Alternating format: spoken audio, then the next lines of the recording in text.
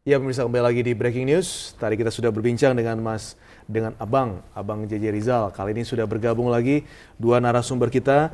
Yang pertama ada Pak Heri Budianto, pakar komunikasi politik kita. Apa kabar Pak Heri? Alhamdulillah baik Mas Saki. Seceria hari ini ya Pak ya? Iya. Kan warga Jakarta ceria, kita harus ceria juga. Kemudian juga ada Mbak Sandrina Malkiano, Deputi CEO untuk Polmark ya Pak ya? Iya. Ya, saya langsung ke Mbak Sandrina nih, melihat dari data-data mungkin, atau juga sudah mulai terlihat ada perhitungan ataupun juga hasil dari Polmark begitu, pertarungan hari ini Mbak, yang bisa disampaikan? Ini hasil apa dulu yang mau ditanya nih? Kalau quick count belum masuk datanya pasti. Yeah. Kemudian kalau kita membicara soal data, mungkin basisnya ada bisa dipegang sekarang survei-survei yang kemarin ya, yang bulan April, dan kalau kita lihat terutama pasca debat yang terakhir, putaran kedua, ya menunjukkan ada rebound, kenaikan dari nilai persentase untuk Anies dan Sandi. Kemudian kalau untuk exit poll sejauh ini yang bisa kami sampaikan ada selisih sekitar 4%. Selisih 4%? Ya, keunggulan dari Anies dan Sandi. Cuma tentu kita harus tunggu hasil quick count. Iya. Jadi bersabar sedikit. Bersabar sedikit lagi. Harusnya sekitar 15-20 menit, setengah jam lah untuk amannya mulai masuk.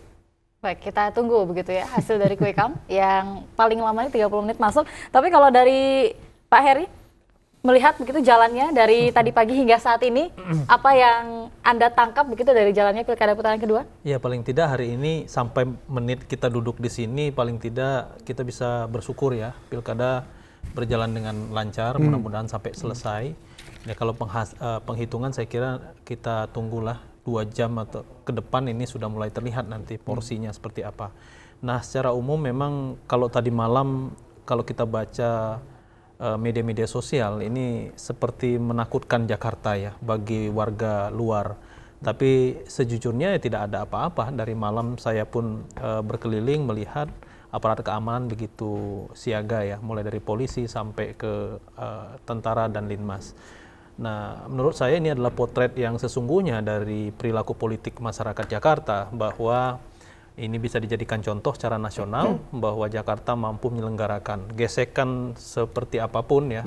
Dua pendukung ini di putaran kedua makin panas, ditambah juga pertarungan isu di media sosial, dan hari ini kita lihat masyarakat Jakarta begitu senang melangkahkan kaki ke TPS. Dan ini adalah lagi-lagi saya katakan merupakan potret bagi kita semua bangsa ini bahwa Jakarta merupakan contoh yang baik bagi pendidikan politik. Gitu. Itu yang disampaikan Bang JJ Rizal tadi juga ya, Bang, ya, masalah pendidikan politik tadi.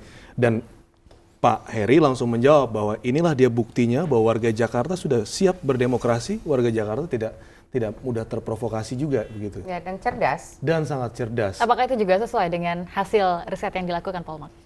Ya, karena Jakarta itu pemilih-milihnya itu beda.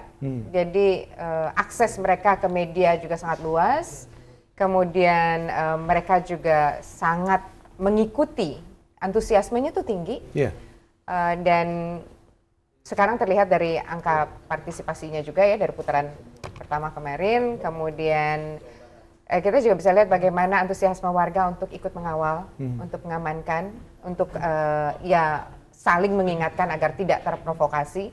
Karena bagaimanapun juga ini panggung politik, ini adalah juga sekaligus pesta demokrasi, dan kita lihat bahwa partisipasi seluruh rakyat di sini bukan hanya Jakarta malah, karena ini etalasenya Indonesia. Jakarta ini adalah cerminan Indonesia seperti apa. Malah ada yang mengatakan bahwa sampai dilupakan gitu. Pilkada-pilkada di daerah seolah-olah tidak ada gitu. Semua berpusat di DKI. Perhatian itu betul-betul. Jadi ini sebetulnya bisa menjadi bukti bahwa Indonesia semakin matang.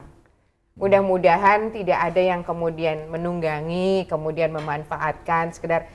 Ya, kita tidak bisa mengatakan bahwa mungkin 100% akan berjalan sebagaimana yang diharapkan. Mudah-mudahan, tapi tidak terjadi kekisruhan. Mungkin kecil-kecil ya percikan di sana di sini, wajar di setiap daerah juga begitu ya, Mas Heri. Baik.